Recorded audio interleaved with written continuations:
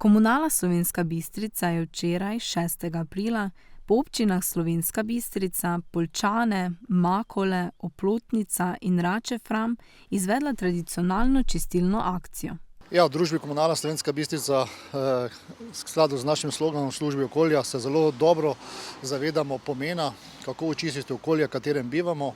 Zato smo skupaj z občinskimi upravami, kjer mi izvajamo to obvezno gospodarsko javno službo, zbiranje, obdelave in odlaganje odpadkov, organizirali čistilno akcijo. Čistilna akcija poteka v vseh občinah, tako v občini Slovenska Bistrica, Oplotnici, Poljčanah in občini Rače-Fram.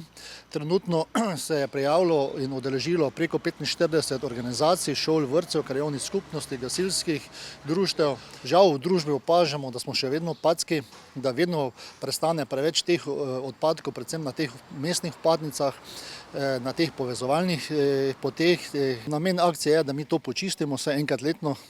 Vsi odpadki, ki se bodo danes zbrali na različnih lokacijah, bojo pa tudi zdaj po popoldanskih času pripeljali na naš regijski center, kjer se bojo skladno z navodili tudi obdelali.